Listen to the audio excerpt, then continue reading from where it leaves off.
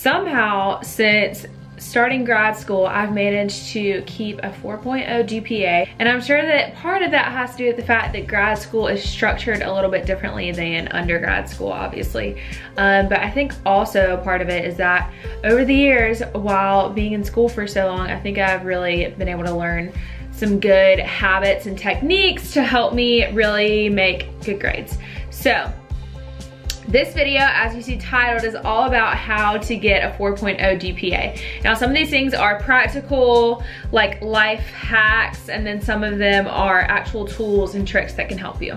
So my first tip for getting a 4.0 this semester, whether you're starting college or you're going back to high school, whatever it is, the best way to get a 4.0, I'm telling you, is having a planner. You have to stay organized in order to get your stuff done. I know there are a few people in this world who somehow don't have to stay organized and can still be geniuses, but I feel like those are very seldom. So for me, I know I've talked about this on here before, but I have to keep a planner for my entire life. I keep one. I keep all my work stuff in it. I keep my school stuff in it. I literally do not know where I would be without my planner. And this helps me stay so organized. So this one in particular is called the Day Designer. And basically what it does is it's broken down by day.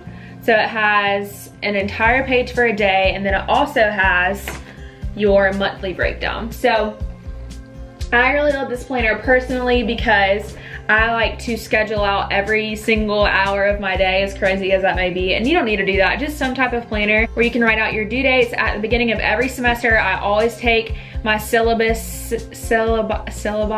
I take my syllabi, I think it's syllabi. Anyways, I take my syllabi, my syllabus for each class, and I take out all the due dates and then I write them in my calendar so that I never forget what they are. So that helps a lot. And like I said, you don't need a fancy one. I mean, this is really thick and it's hard, like it's really nice, good quality. I love this, would definitely recommend it. But if you're not really the planner type or someone that wants to invest that much into a planner, they have like cheap ones at Target that can work just the same. So kind of along with the planner theme, and this may seem silly to some of you, but to me it's really important. I love having good quality pens. Like what I write with, how I write something, presentation is so important to me. And I feel like it's important in our culture too, just as far as like how you present yourself is how you are perceived. Us as human beings to be aware of is how we're perceived. Wow, it just got really deep. It's not even, I'm talking about pens here. So anyways, I like having writing utensils that work really well. I love being able to have all of my stuff streamlined. I don't like a pen that's like too thin or a pen that's like has too much ink on it. So my favorite pen is the Bic or BIC, I'm not sure. And it's the Gelosity 0.7. I personally like this pen because I find that they last a long time. They're not super expensive. You can get them in like a 3 or a 4 pack for like $6, I think. But I love these. And then I also like the Precise V5 rolling ball. Now this I like to use on a little bit thinner paper, so like when I'm underlining something in a textbook, but then this pen is really good for note-taking or writing in your planner. I only write with this pen in my planner because I like all of my stuff to be uniform and equal. I used to have it like color-coded and I would do like pink for one class, green for another, blue for this class, green for that class, but number one, I found that that didn't really work and it was a lot to keep up with, and I always had to have all of those color pens on me at all times. I get tired of colors really easily, so for me personally, I liked it to be clean and sleek and just black and white, and just wanted to keep it like that, which is another reason why my planner is gray and white, because I get tired of color really easily. So most of my school supplies are either black or gray or something that is going to be streamlined and sleek. My next point of advice is something called batch work. Now you may have heard of this, you may have not. I had always done it, but I didn't know that there was a name for this. So batch work is essentially this. We'll start with the opposite and then I'll explain what it is. Batch work is not sitting down and saying, I'm gonna work on all my school stuff and then do 10 minutes on English and 10 minutes on your paper that you have due next week, and then 10 minutes scrolling on your phone, and then 10 minutes answering emails, and then 10 minutes asking your professor a question about like, it's not working on all these different things at one time. Batch work is literally what it sounds like, doing things in batches. So saying, okay, for 30 minutes, I'm gonna sit down and I'm gonna focus on just my paper. And then once that 30 minutes is up, I'm gonna take a little break and then I'm gonna go back into it. And I'm gonna get everything that I can get done for that paper until it gets done.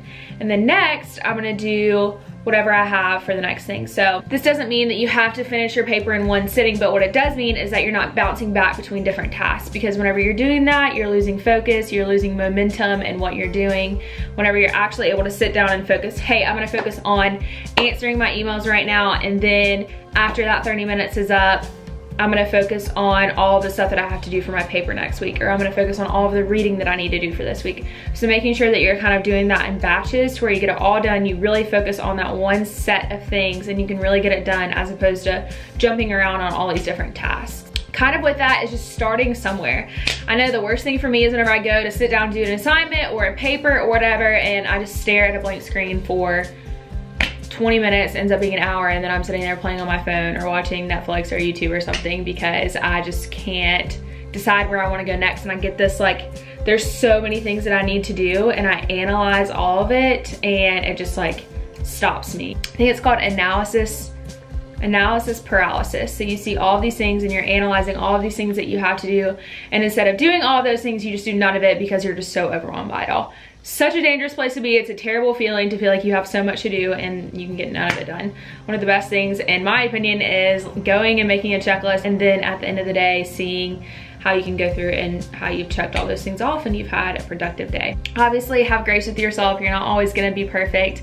You're not always gonna get the perfect grade. You're not always gonna get A's, but consistency is key, and knowing that whenever you stay with a task, stay with something, you're going to be able to get it done. So starting somewhere, just start typing something, start writing something, start reading something, just get into it, and once you're in a flow, you can kind of go back and double check things and tweak them and change them or whatever, but just start doing something. Don't sit there and stare at the screen. Just do an outline if it's a paper. Just go through the test of the questions that you do know. Start somewhere instead of getting so paralyzed by all the things that you have to do. Just start somewhere and just start breaking it down one by one. Okay, this is the second to last tip, and it's very, very, very, very, very, very, very important. Ask for help, whether it's your professor or your classmate or your teacher, TA, whoever it is. If there's something that you don't understand or an assignment that you're not exactly sure how it needs to go, or you got a question wrong on a test and you don't understand why, ask questions. Professors, teachers, they want to help you do that. That's literally their job, to teach you something. Now, I know some professors or teachers aren't always the best with giving help even whenever you do ask it, or they don't respond quick enough or whatever, and that's when your classmates come in handy. And having a buddy in class or having somebody in class that you can ask, hey, how did you do this assignment? I just need like a guide of how did you even start to tackle this? Or I'm pretty sure that we have this due next week. Am I right about that? Can we double check calendars and make sure that we have the same thing? As long as you're staying on top of your stuff and your professor or teacher can see that you're putting forth the effort, a lot of the times they're gonna give grace to you in places where you didn't understand something fully, or there's something that you had a question about. They're 9 times out of 10, they're gonna want to help you and want to help you get to that place. They want to give good grades to students that they like. It's true. The last tip I have for y'all is having a clean and clear workspace. This is Greg's desk right here. Obviously, I wouldn't have a picture of myself on my desk. That's really creepy. He always keeps it super clean and organized, and then I'll show y'all my office as well. I know y'all have seen this in like a million videos, but this is my workspace. I love lighting my candle and have my little inspiration there. But this is a great place where I can just sit and be still and rest and get my work done while still being relaxed and not having a million things around me. I'm such a true believer in the fact that your work environment affects everything that you do, that your house, your space, wherever you are, that it affects you completely. So if your house is a mess, if your office is a mess, if your room is a mess, if wherever you're studying is cluttered and has a bunch of stuff laying around, you're probably not gonna be able to get a bunch of work done. So take a minute, clean up your space, let it be a place that you would want to sit for a long period of time and get stuff done. Thank you all so much for watching this video. I hope it helped somehow. If you have any tips or tricks for how to make good grades or stay focused or be productive, please let me know. I have a whole nother year left of grad school, so I'd love to know what your tips and tricks are, how you get through life productive and being able to get things done, but still being able to rest. And make sure that you're getting rest if you are some type of student or teacher, or just if you're working. If you're watching this and you're not even in school anymore,